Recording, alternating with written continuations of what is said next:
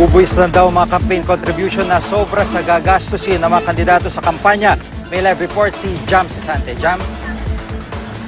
Yes, Jiggy, papatawan ng buwis ang campaign contributions na natanggap ng kandidato na sobra sa kanyang campaign expenditures dahil ituturing na iyong income, sabi ng mga opisyal ng BIR Manila. Sabi ni na BIR Manila Regional Director Araceli Francisco at Regional Investigation Division Chief Teodoro Galicia, kailangang magsumite ang kandidato ng Statement of Contributions and Expenditures. Kapag lumabas na ang natanggap niyang contributions ay mas malaki sa expenditures niya, ang sobra ay turing na income at papatawan ng income tax.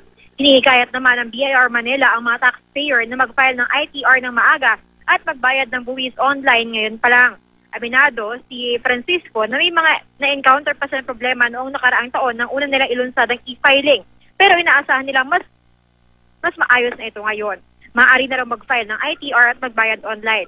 Hinihikayat ng BIR ang mga taxpayer na gawin ito bago pa ang deadline na April 15. Sabi ni Assistant Regional Director Maridor Rosario, target nilang gawin ng paperless ang mga transaksyon sa BIR. Bukod sa mas madali ito dahil hindi napipila ang taxpayer, mababawasan din ang personal interaction na nagbibigay daan daw sa mga sinasabing pagbabo sa ilang taxpayer. Jiggy?